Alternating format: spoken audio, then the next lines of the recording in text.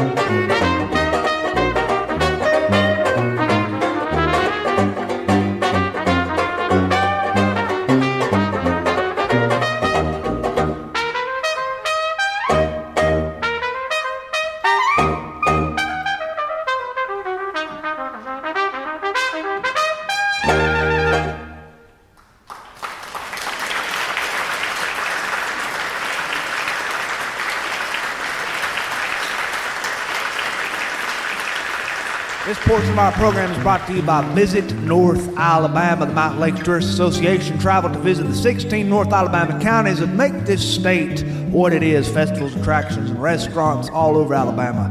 Blount County, Cherokee County, Colbert County, Coleman County, DeKalb County, Edward County, Franklin County, Jackson County, Lauderdale County, Lawrence County, Limestone County, Madison County, Marion County, Marshall County, Morgan County, Winston County.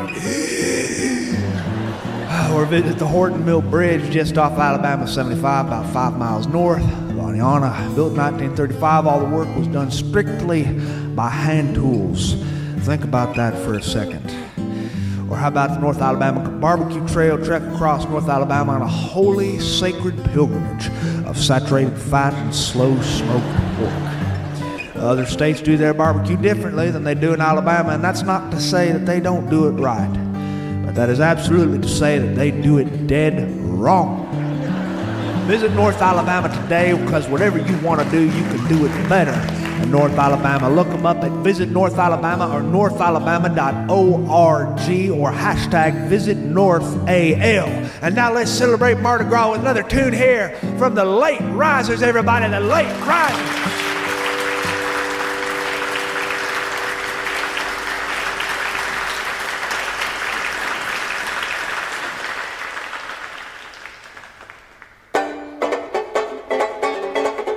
Well, a voice was heard in that market one day, two lads who gazed out to the sea. Come take the king's shilling and follow your dreams, I'll make you a sailor like me. Well, the first one to speak was that carpenter's lad, Tim Barlow was his darling name. He said, I'll come with you and follow the flag. Young Daniel cried, I'll do the same. Well, the ship left the harbor that very same day. Young Daniel gazed back at the shore. His mother was crying and waving goodbye. She knew she'd see Daniel no more. For sailors will sleep in the deep, so they say, and dream of the land that they love. Well, there's no turning back once that salt's in the veins. Their spirits fly free like a dove.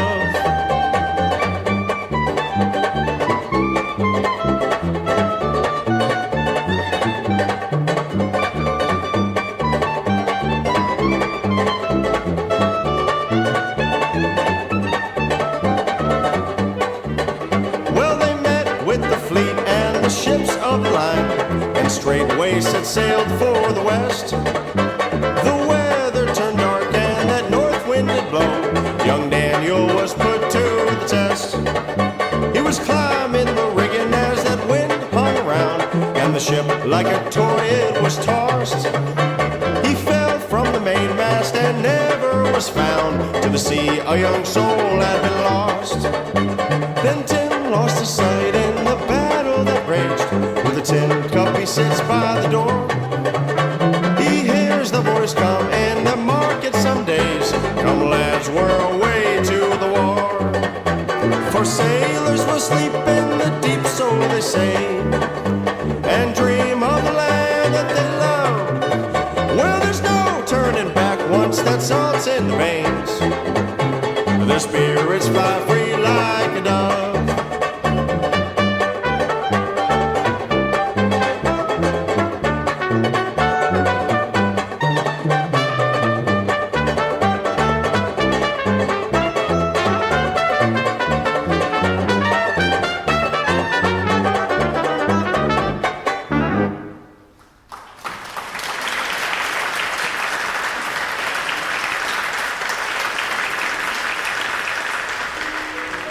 Well, we're going to read you a little bit of our mail this evening, a little bit of our mail sent to us from listeners all over this nation who had nothing better to do than to put down a few sentiments onto paper or to type out an email to us and send us a message expressing their extreme concern for how terrible this show actually is. First letter comes from Harlan Johnston in Parkville, Missouri. Hi, Sean. Found you through a mutual friend. Just wanted to say that there's something magical about the old days that you talk about. And even my two kids, who only know iPads and iPhones, are fascinated by a world that existed long before them. And I never thought that I'd be saying that. I don't know how to introduce my kids to that world, especially living in today's society, but I think I owe it to them to figure it out. I'd like to figure out how to give them a glimpse of what things used to be like a long time ago. I feel like we use too many screens today and too much technology in this world, don't you? Again, thank you very much, Harlan. Dear Harlan, technology rules the world, and I, for one, don't know how to feel about it either. You're singing my song, brother. Mary Harold, Morgantown, West Virginia. My daughter is turning 14 on March the 4th, and I wanted her to hear her name on your show. She listens to you sometimes, and I can hear her giggling in the other room, and I want to thank you for that. Her name is Julia, and she is my only child and the pride of my life. Well, dear Julia, happy 14th birthday from everybody here tonight. You have a wonderful mother who lets you listen to shows that probably are the stupidest thing you'll ever hear. Lauren McTeague, San Angelo, Texas. Sean, my 19-year-old son, Walker, was in the grocery store with me, and I guess he got lost doing his own thing, and he lost track of me. And I was about to check out, and I kept looking around for him, and I didn't see him. He's 19. I tried not to feel like too much of a mother hen and get scared. But I get scared whenever I can't find one of my kids. Finally, I left my car at the self-checkout lane and went looking for him. I found Walker in the aisle with the diapers, and he was talking to this very, very attractive woman. And he was really laying on the flirtation thick. When I found him, I was like, Walker, come on. I said, why were you flirting with that woman? He said, Mom, Dad gave me some advice a long time ago when I was little, and I've never forgotten it. He said, if you ever get lost, start looking around for a really nice-looking woman and start talking to her, and soon your mother will appear magically out of nowhere. Take it from me, son. William Puckett, Holyoke, Massachusetts. If you ever come up to Massachusetts, I'd love to show you around. There's some cool things here that I think you'd like. Anyhow, the reason I'm writing you is because I've always wanted to write, and I feel like I'm not any good at it, but I'm doing it anyway. There was a guy at my job who was telling me about this community college writing group, and I went to a few meetings, and I was listening to all these people talk, and I realized while we were sitting around this circle in somebody's living room that these people were just like me. They didn't think they could write either. And just knowing that other people felt the same way I did, but actually called themselves writers on this journey, it really got to me. So, I've been writing. I've been writing a lot lately. And I think I'm finally realizing that the best writers in the world are the ones who thought their stuff stunk. The ones who were afraid to even try. Those are the writers. They think they're awful, and they think they don't have a shot. If that makes any sense to you, Sean, I just thought you could use that somehow to the people you talk to. Thanks for reading my letter. My wife and I love your show. Well, dear William, just speaking for me personally, and that ain't saying much. In my time writing, I have never written anything that I truly, truly loved. But I have truly, truly loved writing it just the same. Bo Brambley, Orlando, Florida. I miss my home in Huntsville, Alabama, where I was born. I'm in Orlando for work, and I'm not a fan of this city. I will tell you that much. It seems like I'm just going through the motions. I don't know why people do this to themselves or why I got caught up in my career and agreed to move. But here I am, living a life that I'm not all that interested in. My father always used to say that if you did something you loved, you'd never work a day in your life. But I sort of got caught up in doing something else. I sort of got caught up in doing what was best for my family's wallet because I love them. I'm about to make some changes though, because I'm unhappy. And I've realized that money can't equate with anything else. And I just had that realization a few days ago. You might not choose to read this over the air at one of your shows, but I just needed to tell someone. I just needed to tell someone that I'm taking back my life and I'm gonna quit being so miserable. Keep up the good work. Your buddy, Bo Brambley. Dear Bo, good luck to you. And from everybody here tonight, we wish you the best. Sandy Walton, Destin, Florida. Sean, my dog died last week. She was my dog of 14 years, and her name was Sammy. We did everything together. I got her after my husband and I divorced, and there was something special about Sammy because she loved me in spite of everything. And that's what I love about dogs. You see, they don't judge you and they don't size you up or even mention your faults. I'm not sure if they even know you have any faults. She lived a long time for a dog her size, and she was 70 pounds, and she was truly my best friend. My children grew up and started their own lives, and when I went from being a mother to a lonely old woman without a soul in this house to cook for or worry about, I had Sammy, who was my partner in crime. Sometimes I even took her shopping with me. She was my friend, and now my friend is gone. I don't know how or if I'm going to keep on going. Please pray for me. Dear Sandy, you are in my thoughts and my prayers, and everybody here tonight probably too. Cameron Grundy, Rogers, Arkansas. Sean, here's a funny story for you. I have a youth group bus that I drive for our church. I lent it out to them, but I bought it and I own it. I let another young fella take over driving it, who is the youth minister for us, and he took over driving it on a trip we took to Nashville with all our kids in back. And when we got to the station, I took the kids inside to use the bathroom and buy their snacks, and he's outside filling up the truck and doing what he should be doing. And when we were all finished, we were loading into the van, and the van tried to start, and something was definitely wrong with the engine. It was evident from the moment I first turned the key. The engine sputtered, then it died, and I had this helpless feeling that something very bad was wrong.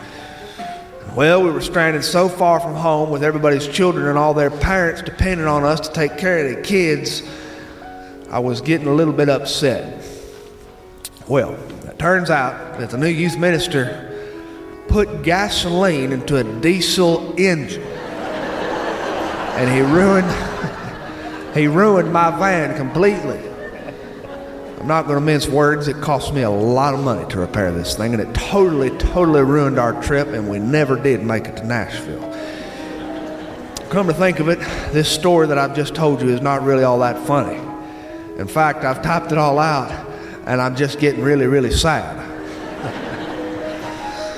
Sad because I lost a lot of money that day. Sad because that van is probably going to need to go out of commission here very soon. Anyway, thanks for the podcast, your friend, Cameron. Well, dear Cameron, I'm glad your bus is okay, and I'm even more glad that your friend is not choosing to go into the field of brain surgery when he's finished with the youth ministry.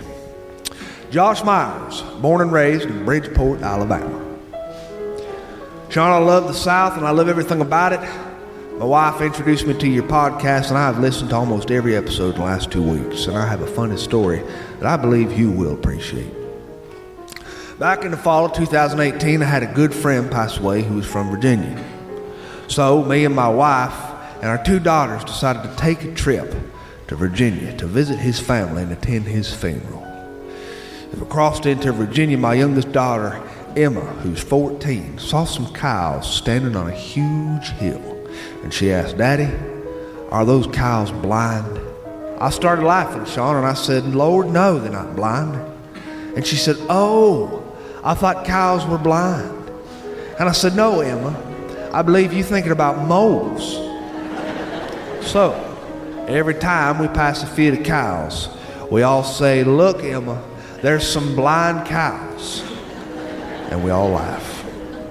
I thought you might find that story funny. God bless you. Keep up the good work. Millie Blanca, Austin, Texas. My mother passed away last week. She was my hero and always the happiest person that I ever knew. I didn't learn about her true story until long after I'd left the house and grown up. And when I got to talking to one of my uncles, she never talked about her traumatic childhood, but my uncle told me the story anyway. You would have never known that she had so many hurdles to jump over when she was growing up. To keep a long story short, she was abused, and she had a stepmother who treated her so bad that my mother left home before she turned 16 to marry a preacher. And Sean, that preacher turned out to be a really bad guy, her first husband. She left him and was alone on the streets trying to figure out a way to survive. And her life was a mess. There are a lot of gaps in the story that I don't know. And I know you don't have all day to listen anyway. But from the best I can tell, Sean, my mother is actually the strongest woman there ever was. She was also the most resilient, which is very different from just being strong. I don't know how a woman like her managed to stay happy all the time, but she really was. Everybody said she was the cheeriest person they ever met and that she smiled all the time. And I can attest to the fact that it was no act. She truly was the best, happiest person in the world. I miss her so bad. My life will never be the same without her. And I wish that I could have had more years with her. She was only 73 when she passed. But we are learning how to honor her legacy in these days following her death. And I have decided I will preserve her memory by writing her story. And one day maybe I'll gather enough information when I quit hurting so bad. And maybe I'll pass it on to my children or anybody who wants to know about a strong woman who is resilient enough to learn how to stay happy in the face of such daunting circumstances. My mother was my hero. Well, dear Millie, dear Millie, from everybody here tonight, we'd like to thank you for telling us about this exceptional woman. I firmly, truly believe that all of our heroes and the people who've gone on to glory ought to be remembered not just with a nod and not just with our memories, but with our words. For our words are the most important things we own. With them we can take an old recollection and turn it into a kind of reality. And may we all do that to the ones we love. And that's letters from our listeners. Letters from our listeners. Thank you for sending in your letters and your thoughts. We're going to have another tune here and get cheered up by this group of guys behind me. The Late Risers, everybody. The Late Risers.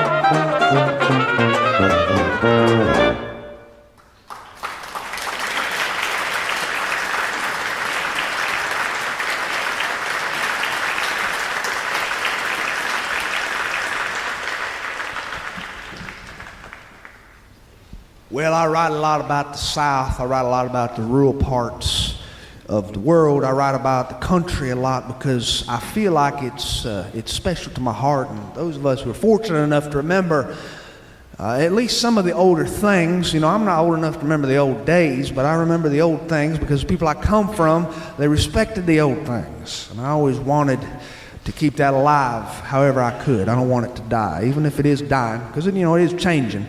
I want to keep it alive in the written word if I can. So that's why I write about that sort of stuff a lot. The rural parts, the South, people in the sticks. I was born 800 feet south of the Mason-Dixon line. I was born during the third quarter of Bear Bryant's Liberty Bowl, his farewell game. It was just the third quarter when Jesse Bendross kicked a field goal that tied up the game, and the Crimson Tide was starting to struggle a little bit against the fighting Illinois. And there my mother was in the back of that room, and she was grunting and screaming and crying. And my father was on the other side of the room, and he was looking at a black and white television, and he was grunting and screaming and crying. And in front of that television was my father, an anesthesiologist, an OBGYN, a nurse, another nurse, and two janitors. They were glued to that screen, and my mother was holding onto the rails of the bed, and she was howling. She said, "He's coming, he's coming." And I came out of her womb, and she says that I had a triangular-shaped head and two unnaturally large big toes, which is why I resemble Bozo the Clown's stepson Hubert. And it's especially true whenever it's humid out. My red hair gets very curly. And you would think that I belonged on the Bozo the Clown Hour. I come from Northwest Florida. Florida's divided into two parts. You got the Panhandle, and you got everything else. Now, the Panhandle in Northwest Florida is that little strip that touches Alabama. I live in the county that touches Alabama. We really are not part of Florida at all. We are what is known as L.A., Lower Alabama.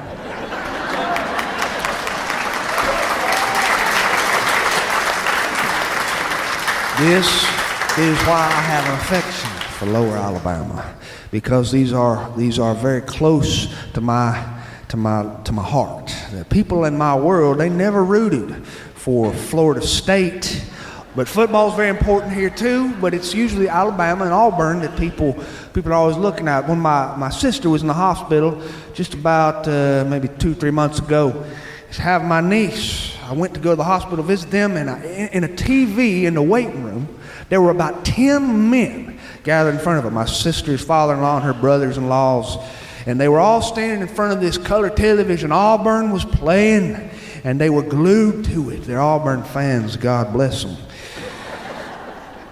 We consider them part of the mission field. And they're looking at the television. And Auburn's tight, man. They're down by 4. They need to win this game. And I can see the offensive coordinator pacing back and forth. He throws up his hands, and he done given it to the Lord. He didn't know what play to call, so he called on the Almighty. And the Lord said unto him, "Hook right, and don't go for the field goal. Run the touchdown. Hook right, run the touchdown." And so the offensive coordinator called his boys in. He said, listen, I done talked to God. And God said, we're going to hook right and run for the touchdown. So the boys, they snapped the ball, got the ball, hooked right, ran for the touchdown. Boy, they got cut off, and they lost the game. They missed the chance to go to the bowl. And the offensive coordinator looked up at God. He said, "Hey, why, God? Why'd you tell me to hook right and run for the touchdown?" And God said, "I don't really know. Bear, why'd we tell him to do that?"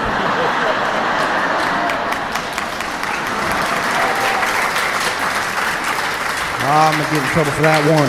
I'm going to get hate mail, for sure, for that one. And for that, I apologize. But I do love Alabama football.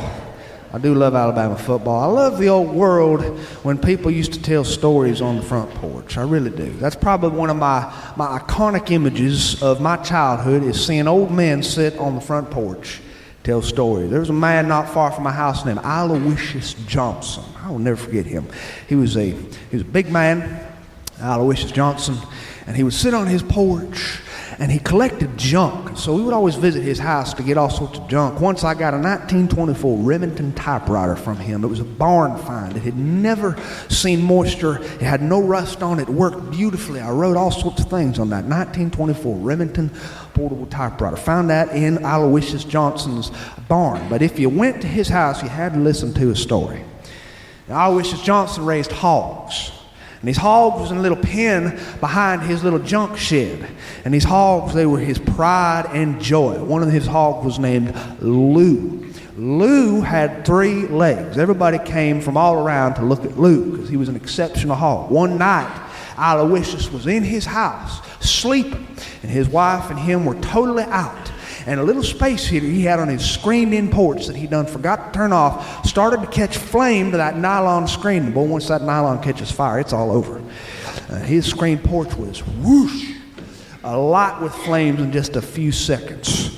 Boy, that old prize hog, Lou, he's in his pen and he sees them flames erupting, and he busts through that pen, and he galloped to the house, and he busted through the screen door, and he galloped into Aloysius Johnson's bedroom, and he squealed and he hollered.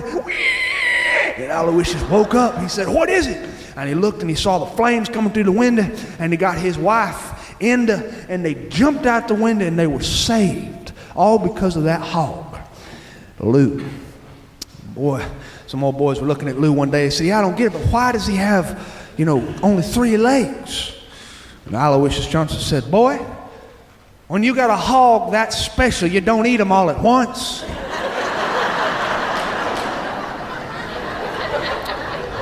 Aloysius lives in the north part of the county, and that's my favorite part of the county.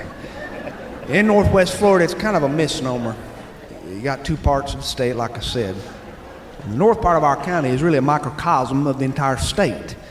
The north part of the county is where all the good old boys reside.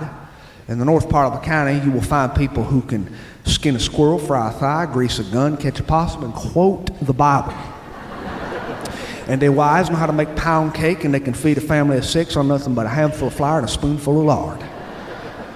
But in the south side of the county, you got people just on the south side of the Choctawhatchee Bay who got the money to buy Gulf front houses. These are the people who drive Land Rovers, Porsche Boxsters. They drive Ferraris. I saw a Ferrari in traffic a few days ago. These cars would bring in more money on the black market than my kidneys would. And so there's duality of worlds. Up in the north part of the county, you got these good old boys with 50-inch waists, and then on the south side of the county, you got people who say things like "you guys" and "soda pop" and "so is your old man." But the north side of the county, some of the best examples I have of this are the Walton County Sheriff's Department.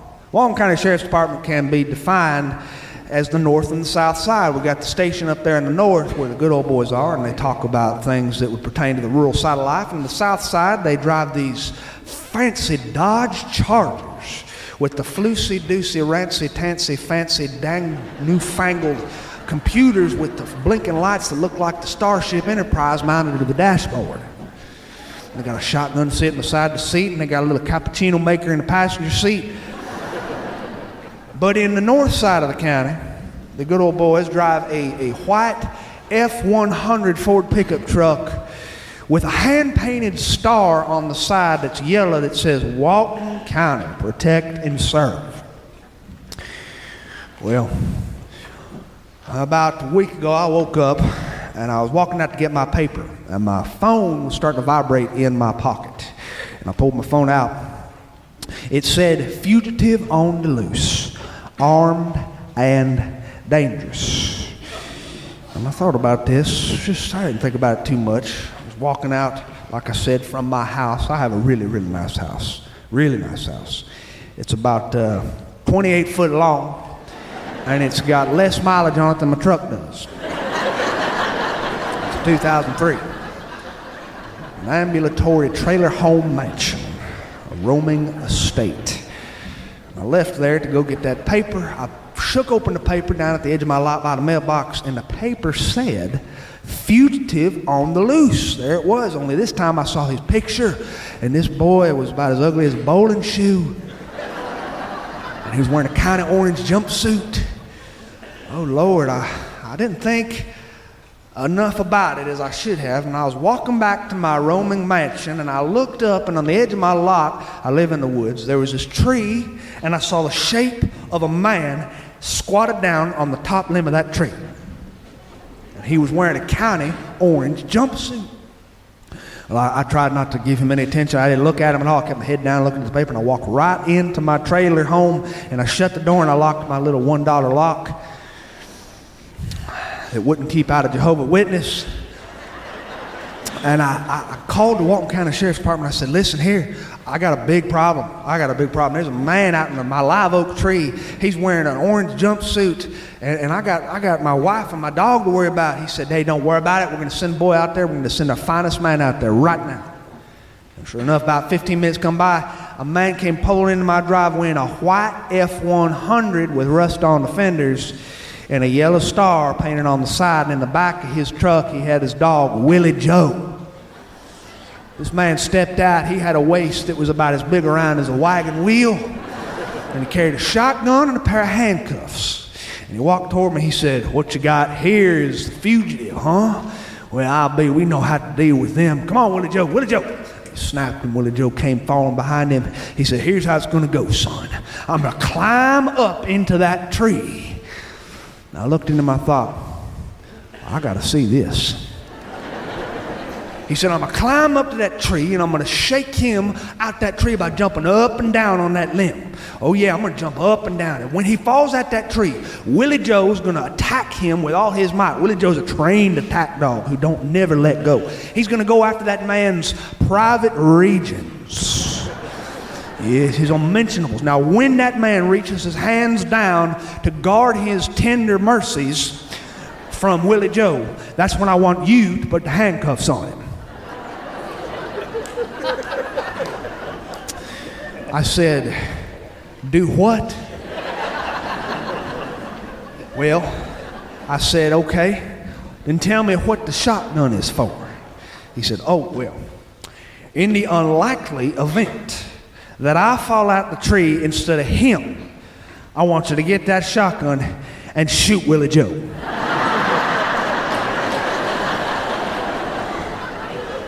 Yes, it's a wonderful part of the world. Wonderful part of the world. We can drive along and see peanut fields, and you can see cotton fields of white wrapped, big bales wrapped in pink plastic. And you can see old barns that are a little lopsided with their tin roofing, and clapboard houses with big front porches. People don't build front porches anymore. They build back porches so you can get a nice view of your hot tub. Well, a long time ago, people built front porches, and they'd sit on their porch and they'd count cars, or they'd tell stories. They'd tell stories. My Uncle Dietrich turned 77, and for a birthday present, my cousin Ed Lee took him to Biloxi, Mississippi. Biloxi, Mississippi. My Uncle Dietrich is a Methodist man. He's not a big gambler, but perhaps that's because he's never been cut loose.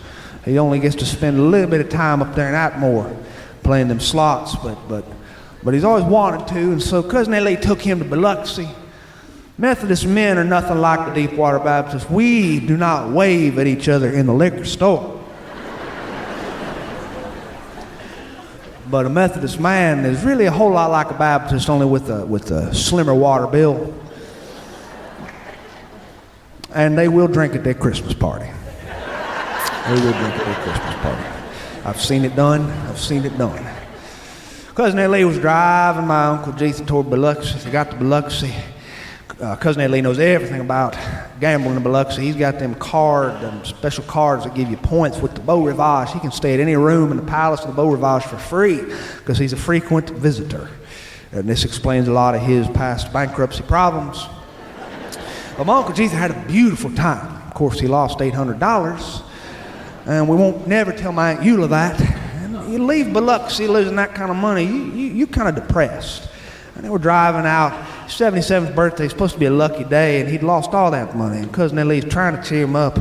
And Uncle Dietrich fell asleep. His head against the headrest of the truck, driving, leaving Biloxi. And Uncle Dietrich heard a voice. It said, "Go back to Biloxi, go back to Biloxi."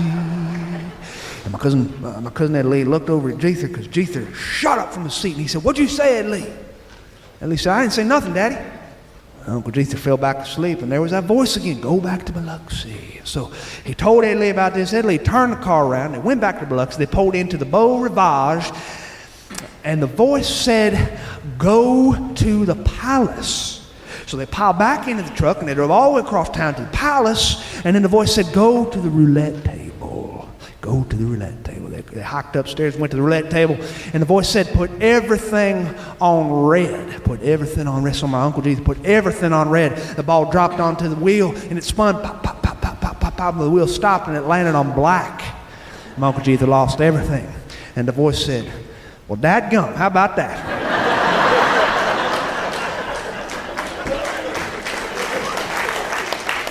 We never told my Aunt Eula about that. Never, because she wouldn't know what to do.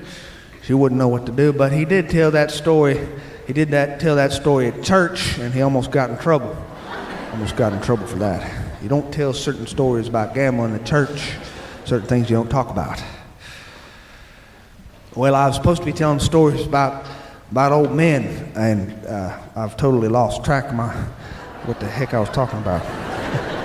But I can't help it. I can't help it. I love old stories. I love jokes. I love the stories old men used to tell. Like the story my uncle used to tell about when he used to go to school. He went to a little old country school, and they housed the grades 1st, 2nd, 3rd, 4th, 5th, 6th, 7th, 8th, 9th, and 10th. And there was no place to go in the county for 11th, 12th.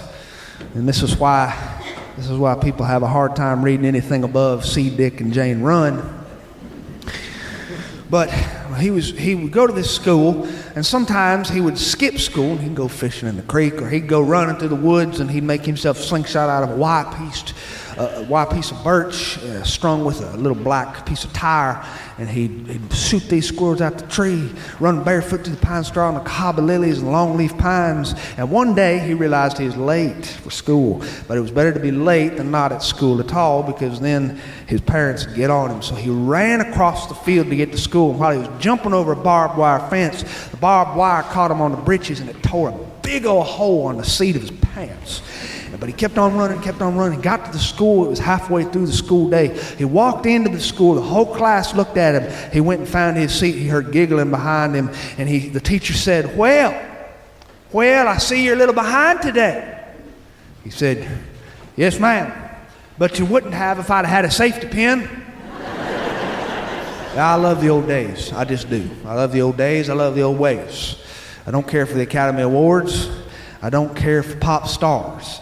I like old songs and old Fords, and I like me some old guitars. I like Hank. I like Tennessee. I like Alabama, and I like Mississippi. I like baseball and Superman, but not the new radio. Everything out there today sounds very modern, you know. They use computers to write songs, and everything comes out all wrong. But it's okay, to each his own, as long as I don't have to own any earphones. I like to tell stories about the old things, like Aunt Bee and Opie and Andy and Barney and Otis Campbell and Ernest T. I love to talk about things that were, and I'm making this poem up as I go. I can tell you no, but it's okay. I'm backed into a corner and don't know what I'll say next. So I guess I'll just keep on talking unless I give myself a hex. But I don't believe in hexes, and I don't believe in luck. So I'll just keep on talking until I find something else to make up. And now I'll just bid you goodbye. And thank you for having me here this evening. It sure has been a pleasure. I love you, and good night. Thank you very much for having me here this evening. It's been a good pleasure. Thank you. Hey, thanks for listening to Sean of the South. I've been your host today, Sean Dietrich, and man, it's been a bona fide pleasure, if I do say so myself. This episode was brought to you by case knives, a tradition of my family dating back to my granddaddy, who once said the best way to cure idle hands is to build something. So keep your hands sharp with a case knife. And by Folklore Brewing Company, quite literally the best brew in Alabama. Folklore Brewing Company brought home 2 gold medals at the Alabama Craft Beer Competition. Do yourself a favor and visit folklorebrewingandmeadery.com. The music heard behind me today was the late Risers.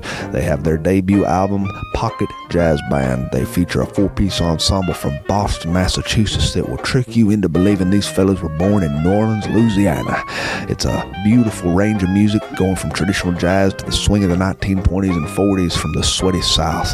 Classical and bluegrass music are also featured in the jazz idiom. It is well worth a download. Go check them out today at thelaterisers.com. You will not regret it. To find out anything more about what I do, you can visit SeanoftheSouthShow.com, and there you can find past episodes in our archives dating back all the way to our first one, where we had absolutely no idea what we were doing and 2 listeners, to this one you just heard where we have very little idea what we're doing and 7 listeners.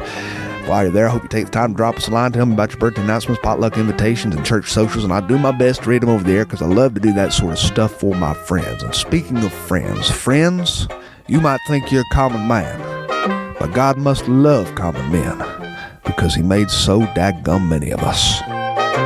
Adios.